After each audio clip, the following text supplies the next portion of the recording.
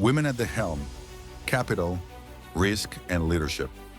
En 2026, liderar en finanzas ya no es administrar estabilidad, es tomar decisiones en un entorno donde el riesgo cambia de forma constantemente y la volatilidad dejó de ser una variable de mercado para convertirse en una condición permanente. Tasas que reescriben valuaciones, liquidez más selectiva, regulación más exigente y presión reputacional inmediata elevan el costo del error. A este contexto se suma una disrupción tecnológica transversal, inteligencia artificial integrada en procesos de análisis, originación, gestión de riesgo y cumplimiento, acelerando decisiones pero también exponiendo nuevas vulnerabilidades. Liderar hoy implica equilibrar velocidad con control, crecimiento con resiliencia y convicción, con humildad frente al ciclo. Esta mesa no es una conversación sobre género, es una conversación sobre poder real de decisión, sobre líderes que asignan capital, miden riesgo, dirigen equipos complejos y enfrentan momentos de alta incertidumbre cuando el mercado no avisa y el margen de maniobra se reduce. Para profundizar en este tema, contamos con la participación de expertas que hoy están al frente de decisiones clave dentro del sistema financiero y corporativo. Irene Espinosa, former Deputy Governor, Banco de México. Marisol Vázquez, directora corporativa de finanzas, Hospitales San Angelín. Maribí Esteve, directora adjunta general NSC Asesores. Olivia Bernal, directora Wealth Management, Valmex. Yamile Elias, fraccional CMO, Átomos. Como moderadora nos acompaña Alejandra Marcos, directora de Análisis y Estrategia, Grupo Financiero Capital. Bienvenidas a Markets and Economic Community, The Leader's Perspective 2026.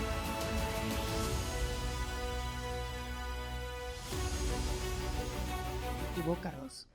Esta mesa se trata de explorar, de revelar, de realmente ver por qué estas habilidades que muy comúnmente tenemos las mujeres, como la visión periférica, como el poder ver las cosas desde otra óptica, la resiliencia, el poder barajear diferentes capas de vida, son al final de cuentas cuestiones estratégicas, cuestiones que impactan positivamente a las empresas. Esto no es narrativa, esto no es retórica, this is about business. Estos son los resultados que impactan positivamente a las empresas. Ellas no nos vienen a contar de sus currículums, desde la política monetaria, el marketing, la gestión patrimonial, nos vienen a revelar cómo desde sus trincheras hicieron algo diferente y consiguieron en ello resultados bien diferentes. Así que bienvenidas y bienvenidos a Women at the Helm. Y quisiera que esta pregunta, la verdad es que cada una desde su trinchera, que estos son sectores bien diferentes, que no es de un solo sector, lo importante de este panel es tratar de evidenciar que el liderazgo femenino impacta de manera positiva, de manera transversal a todas las industrias. Así que quisiera comenzar y que me contesten cada una de ustedes, ¿cuál ha sido desde sus trincheras esa lectura incómoda, ese riesgo que nadie en la mesa supo realmente calibrar, incorporar y cómo obtenieron un resultado diferente? Así que, por favor, voy a empezar a lo mejor con Irene. Bienvenida. Muchas gracias, Alejandra, y a todos y a todas por estar aquí. Y me encanta el enfoque de este panel, porque ya seguir hablando de temas de género contra los hombres y eso, yo creo que es una gran oportunidad de poder compartir algunas experiencias desde el punto de vista personal, en donde incluso en mi caso, al paso del tiempo es lo que me ha permitido ver la diferencia en perspectiva que te da el ser mujer, ¿no? Sobre todo porque me he desarrollado en ambientes, en mesas, en consejos dominados por hombres, ¿no? Tengo varias anécdotas, pero creo que escogeré una que fue en el 2009, en donde ya siendo tesorera y que me tocó hacer un modelo de de modernización de la tesorería, nuevo modelo operativo, en donde básicamente centralizamos todos los pagos del gobierno federal desde la tesorería. Entonces, de alguna manera, trabajaba la tesorería como un banco, pero nadie nos veía como un banco, incluso dentro de Hacienda.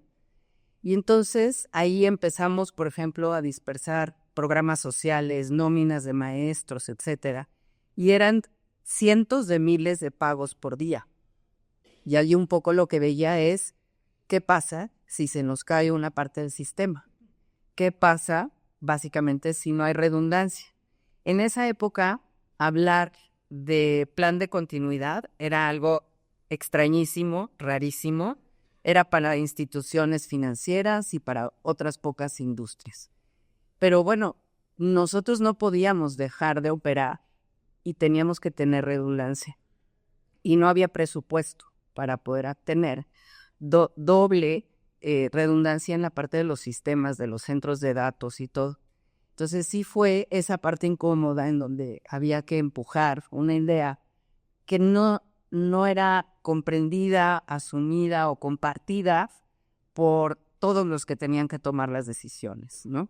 Finalmente sí se pudo hacer un centro alterno de datos y gracias a eso, cuando fueron las inundaciones en Monterrey, que creo que fue en el 2010, nuestro centro de datos estaba ahí y gracias a eso pudimos mantener la continuidad operativa, ¿no? Entonces creo que pues sí me costó trabajo convencer visiones que pues no pensaban que era algo prioritario, que era algo necesario, y en realidad era absolutamente indispensable y habíamos tenido suerte antes de eso, de que no hubiera una disrupción, pero bueno, al paso del tiempo se vio que en la inundación, en los sismos y en todas esas contingencias que nos han tocado vivir, los pagos del gobierno federal se mantuvieron constantes.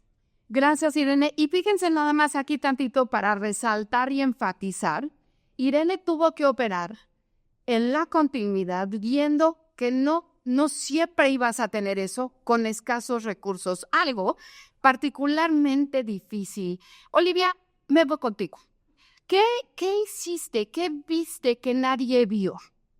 Bueno, ante todo agradecerle a Enrique por haber organizado esto. Para mí eso que es una oportunidad de proyección, pero sobre todo de reencuentro con amigos y con colegas, y muchos que fueron mis maestros en mi trayectoria están aquí. Entonces, a veces decía, ¿cómo les voy a enseñar a ellos algo de lo que yo aprendí y que gracias a ellos estoy aquí?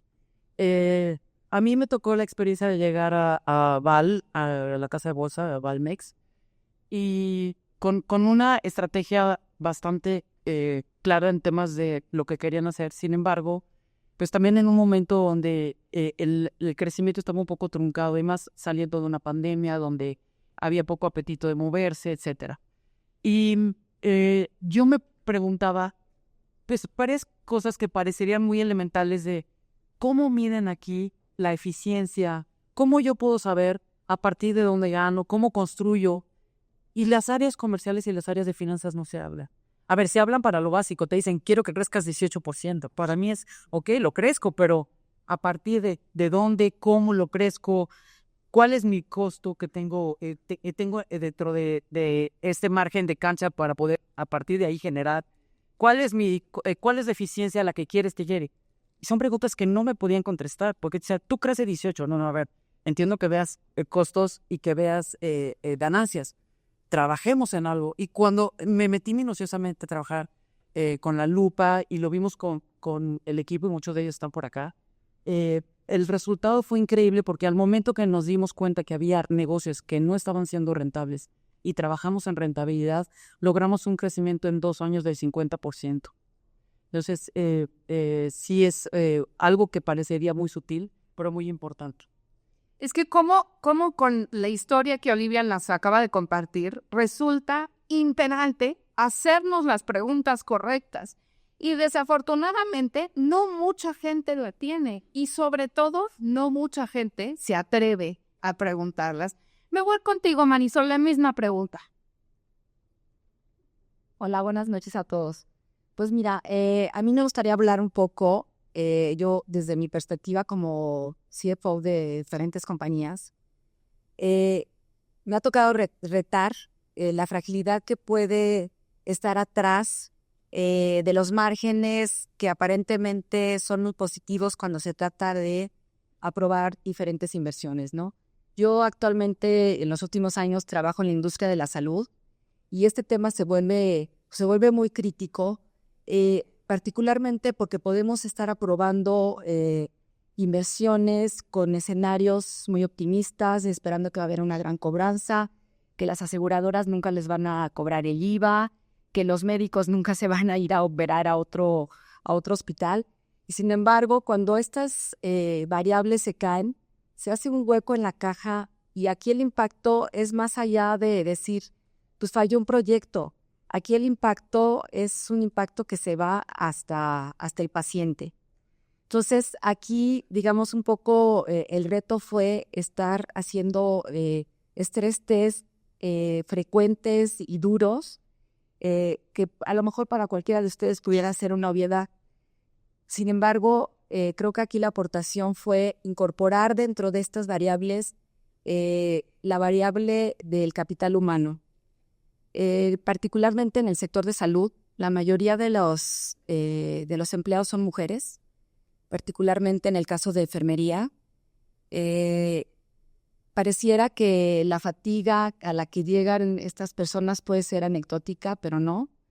Hemos encontrado que muchas de estas mujeres son jefes de familia, que para cubrir todos los requerimientos que tienen de su familia hacen dobles turnos, horas extras, trabajan en hospitales privados, trabajan en hospitales públicos y al final todo esto va en detrimento de la productividad, ¿no? Entonces aquí el tomar en consideración esa variable ha sido, pues, desde mi punto de vista, muy relevante porque lo que hemos hecho es, digamos, hacer decisiones en las que participen, digamos, tanto la parte financiera como la parte operativa, pero también la parte humana. Y si vemos que en algún escenario de estrés el capital humano se va a ver estresado y mermado, pues quien presente el proyecto tiene que plantear alternativas para poder manejar esa situación. Híjole, Marisol, qué interesante, porque generalmente tu puesto, ¿no? Todo es números. Todo se reduce a rentabilidad, márgenes, flujo. Y el poder conocer esta visión holística de cuál es realmente tu input y cómo llegas a ese resultado, sí me parece interesantísimo que hayas puesto sobre la mesa que el capital humano, creo que en todas las industrias, pero en la industria de salud en particular, y teniendo tantas mujeres operando en el piso, es relevante. Y la verdad es que también creo que muy pocos financieros se atreven a incluir dentro de la ecuación el componente humano. Me voy contigo, Yamile. Platícanos un poquito qué has hecho diferente y por qué obtuviste un resultado diferente. Bueno, hola a todos, buenas noches y de nuevo gracias Enrique y gracias Ale por dirigir el panel. Yo les voy a contar brevemente un poco de mi historia porque no vengo del mundo financiero. Vengo de 27 años en PepsiCo en posiciones de marketing, de ventas, de customer marketing y de sustentabilidad. Entonces, el ejemplo que les voy a dar es de mis primeras posiciones en PepsiCo en customer marketing, un equipo básicamente de ventas liderado y formado exclusivamente por hombres. Y en estos equipos de hombres, pues, se siguen las reglas de la mayoría, ¿no?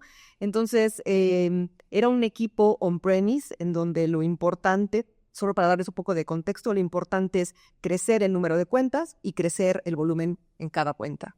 Entonces, en aquellas, resulta que PepsiCo era también dueño de PepsiCo Restaurants, KFC, Pizza Hut, Taco Bell, y hay un spin-off, se separan las compañías, se crea un nuevo IPO para estos restaurantes, John, y se asigna una persona a manejar la cuenta. Muy importante, una cuenta clave, crítica para PepsiCo por la importancia no solo del volumen, sino la presencia de la marca en tantos lugares en el mundo.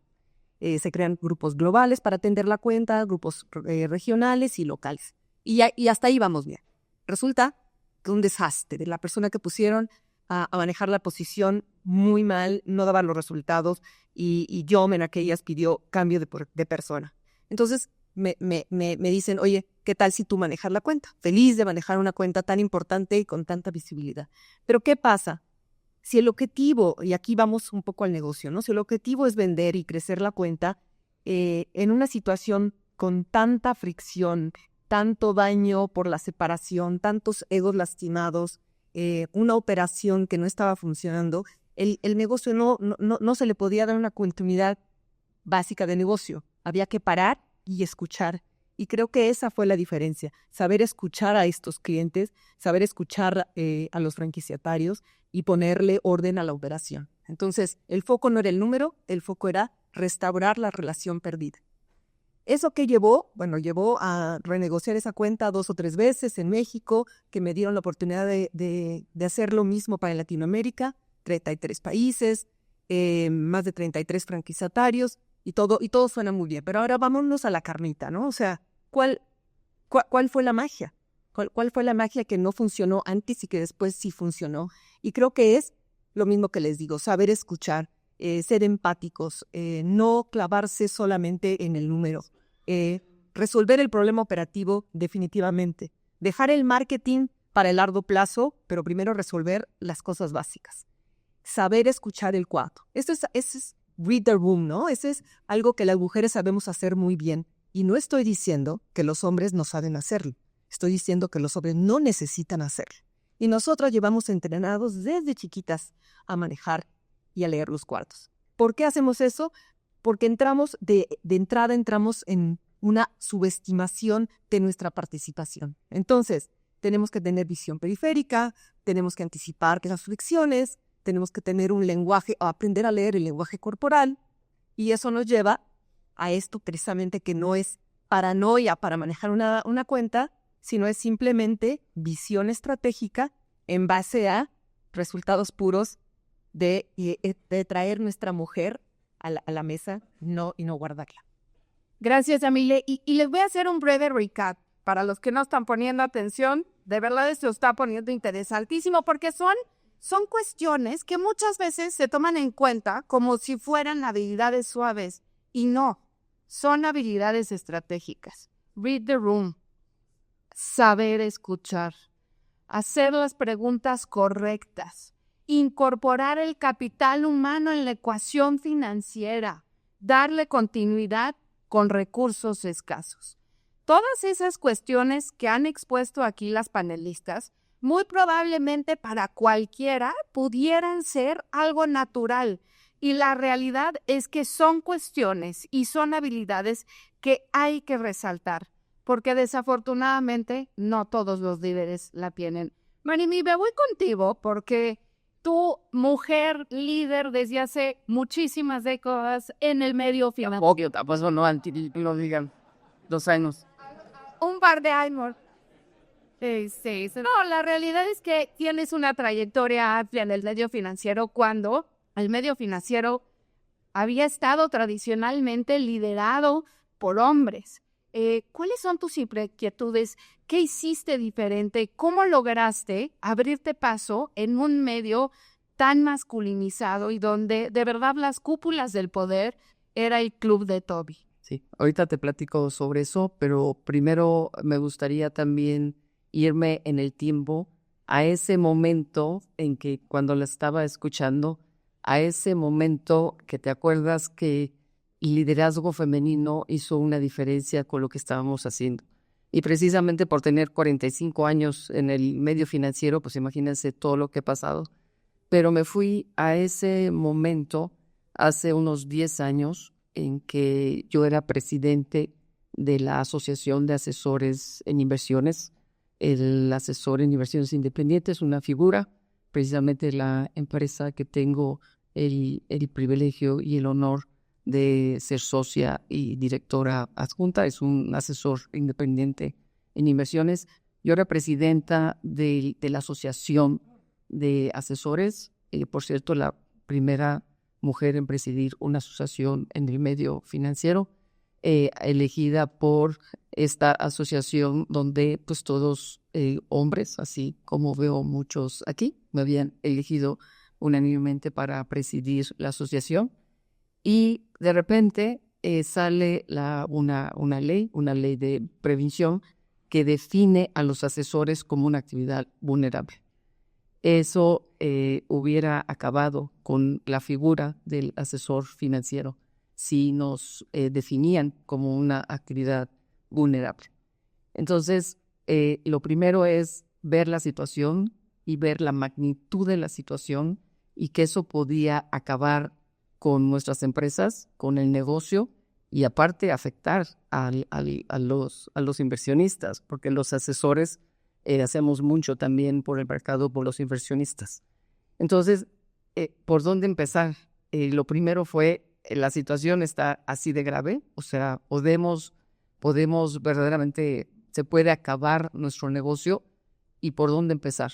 Y como presidenta, con esta responsabilidad que no solo para la empresa en particular, sino para toda una asociación. Y me acuerdo que fui con una persona muy importante a decirle, ¿qué hago? O sea, yo le platicaba lo que verdaderamente hacíamos los asesores, por qué no éramos una actividad vulnerable, por qué teníamos que salir de esa ley y qué era lo que realmente hacíamos y por qué no se nos conocía y se nos había puesto ahí. Y con tanta pasión se lo dije, ¿a qué abogado voy a contratar? ¿Cómo le voy a hacer para poder salir de esto? Y me dijo, Mariví, tú vas a ser tu mejor abogado. Entonces también yo creo que eso es una cualidad de las mujeres. Podemos ser los mejores abogados si tenemos una causa por la cual ir. Y otra cosa que me comentó, me dijo, y no sé si sepas que salir de una ley es un milagro. Así tal cual me lo dijo. Salir de esta ley va a ser un milagro. Y le dije, y es otra característica, yo creo muy femenina, le dije, creo en los milagros. Entonces, las mujeres creemos en los milagros, pero en el milagro que podemos nosotros realizar. En ese instante, ante ese reto, ante que yo sabía que era un milagro salir de una ley, pues me aboqué a conseguir hacer realidad ese milagro. Y bueno, pues imagínense todas las pláticas que tuve que tener para poder lograrlo, y lo logramos precisamente en ese momento. Acordarás, Pepe, estaba las reformas, y estaba también la reforma del mercado de valores, y entrando como asesores, los asesores en la ley del mercado de valores, ya definiéndonos ya con nuestros propios artículos, con nuestras propias obligaciones, logramos salir de la otra ley, logramos no ser considerados como una actividad vulnerable, sino como parte del medio financiero, como una figura más del medio financiero. Y hoy, bueno, pues somos una exitosísima figura del medio financiero, con muchos asesores financieros, y bueno, se probó el milagro. Gracias, Mariví. Y la verdad es que no sé si están de acuerdo, pero como que últimamente se ha hablado mucho de poner el piso parejo. Porque, bueno, aquí hay una evidencia clarísima del por qué debemos incluir a las mujeres en las empresas, desde lo privado hasta lo público, porque sí realmente hay una diferencia. Pero también es cierto que aún hay mucho por hacer y que todavía falta construir ese espacio donde las mujeres puedan crecer. Y también esta pregunta va para todas, cada una desde su trinchera. ¿Qué política pública o qué política corporativa debemos de poner en práctica para finalmente lograr esa inclusión, esa diversidad? Y para mí, Mariví, esos milagros que todavía faltan por cristalizarse. Y voy a empezar contigo, Mariví.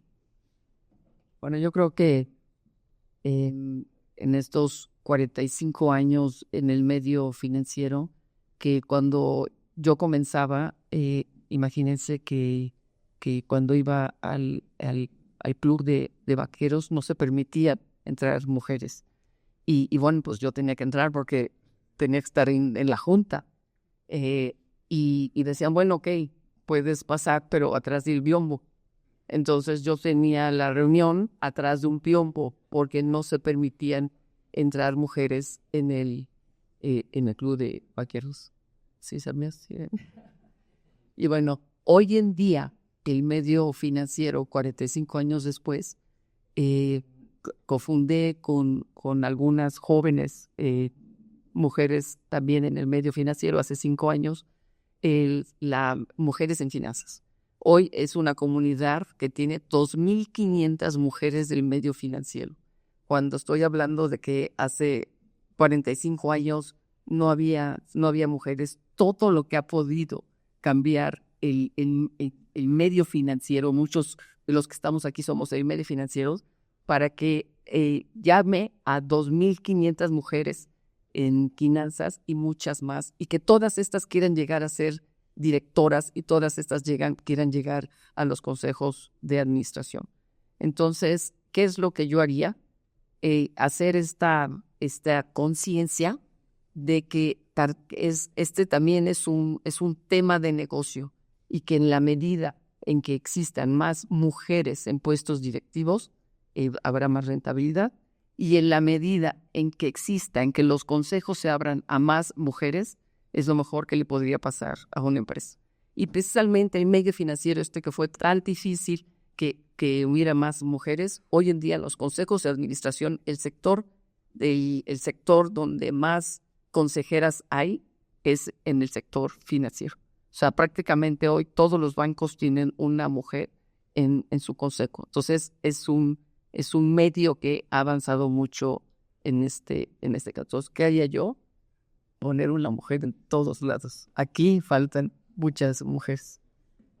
Y hablas de mujeres en finanzas, y desde Mujeres en Finanzas hay muchas iniciativas, ¿no? Está el poder empoderar a las mujeres desde jóvenes, llevarlas a crecer su carrera, crecerlas. Justamente también la iniciativa de poner una mujer en todos los consejos de administración, el guiarlas, el saber desde jóvenes, desde la universidad, que sí se puede, que el camino es sinuoso, pero que está trazado. Y sin duda alguna gran labor, y falta todavía un buen cacho por recorrer, pero creo que al final de cuentas el que existen este tipo de organizaciones sí ayudan, sí empoderan, y sí parece que hay al final de cuentas una luz al final del túnel.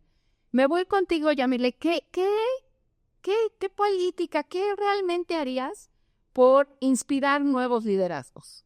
Bueno, me voy por la básica que todos juntos sabemos, y no me voy a querer lavar mucho ahí. Equal pay, o sea, equal pay por equal job, ¿no? O sea, sigue habiendo un gap, y lo dejo ahí en la mesa para los empresarios y todo, 20-30% de gap en México y en Estados Unidos. Pero me muevo a cosas más interesantes. Y volteando a vernos a nosotras mismas. Creo que hay un síndrome todavía del impostor muy fuerte implantado en las mujeres. No nos sentimos totalmente capaces y nos tardamos mucho en pedir la promoción, el aumento de sueldo sin disculpas, la capacitación, porque no nos sentimos capacitadas. Y un hombre pide un ascenso, una capacitación, una promoción, estando 60% capacitado. Y nosotras lo pedimos ya que sentimos que estamos en el 120%. Entonces creo que ahí nos volteamos nosotras mismas a ver y decimos, si queremos cambiar el mundo, tenemos que empezar por nosotras, empoderarnos, y a tu punto, empoderar a las que vienen abajo para que ese síndrome se lo saquemos rápido y les digamos, no te tienes que esperar, al contrario, las empujemos a que lo hagan, ¿no? Y el otro es el modelo. En general, el modelo de negocio está todavía de muchos años en una empresa, crecimientos lineales, disponibilidad de 24/7, y las mujeres no tenemos esa vida. Ese modelo está diseñado en los años 70 por hombres que sus esposas estaban en su casa haciéndose cargo de todo. Hoy somos responsables de la casa y del trabajo, entonces creo que debe de cambiar ese modelo, y nosotras igual, ¿no? Voltearnos a ver a nosotras mismos y pivotear más rápido, cambiar de sectores, aceptar trabajos donde hay más flexibilidad, ser emprendedoras, y entonces sí podemos acercarnos a una gran empresa Public and private markets. Global Outlook 20. O crecer en un negocio y decir, yo estuve en corporativo, estuve en entrepreneur, intenté mi propio... Los supuestos que... Intenté mi propio negocio y mira, soy buena para manejar tu compañía. Pero entonces van muy de la mano el síndrome del impostor y el ayudar al mundo a cambiar el modelo. Organizaciones, me voy rapidísimo porque creo que esta es una primera llamada. Organizaciones, quitarnos la carga cultural. Y esto no es un tema exclusivo de las mujeres. Esto es un tema de dos. Desde jóvenes tenemos que educar a hombres y a mujeres por igual. Pero me voy contigo, Marisol. ¿Qué política realmente harías para inspirar esos nuevos liderazgos y tener a más mujeres en puestos directivos? Bueno, yo quisiera dar una respuesta un poco más plural y más incluyente. Yo no hablaría solo de hombres y mujeres. O sea, yo haría una propuesta de gobernanza con un enfoque humano. ¿Qué quiero decir con esto? Que en las empresas se tome en cuenta para la toma de decisiones a todas las partes. Cuando me refiero a todas las partes yo trabajé en una industria química y de repente hasta el tesorero era ingeniero químico, ¿no? O si estás en un hospital, hasta el director general es médico, ¿no? Entonces ahí es donde pierdes al no tener diversidad. Entonces mi propuesta es que dentro de la gobernanza siempre se escuchen las diferentes voces. El tener ópticas diferentes siempre, en cualquier medio, enriquece la conversación. Me voy contigo, Olivia. La misma pregunta. Las mismas. Voy muy en línea con todo lo que han contestado, Alejandra, y creo que yo me iría un poco al cambio de estas estructuras rígidas y jerárquicas por algo mucho más inclusivo. No se trata de género, se trata de tener distintas perspectivas, y creo que es muy importante entender que la madurez nos permite medir riesgos. Cuando yo lo equiparo a volar una barda, tú como adulto dices, lo voy a pensar, no sé si brincar o me apoyo con algo. Un joven ya está brincando la baja.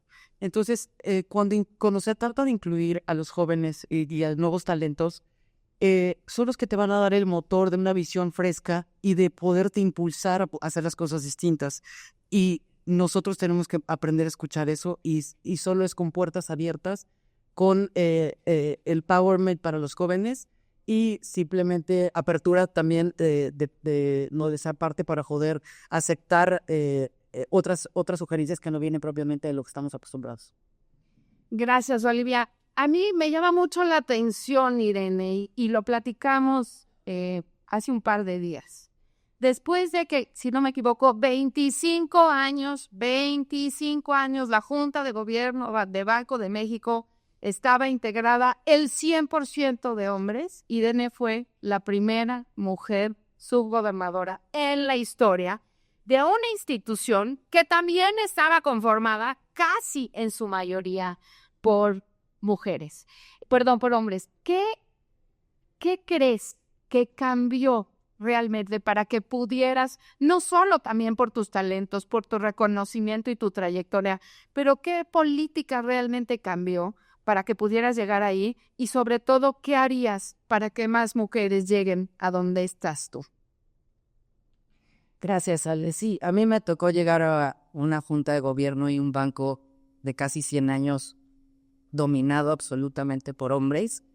Era muy claro que yo era una disruptora en términos de que era mujer y venía de fuera del Banco de México. La tradición de los miembros de la junta de gobierno, casi todos habían sido del propio banco que habían surgido. Entonces, sí fue un entorno complejo y bueno, de antes todavía, pues sí ha sido el tema.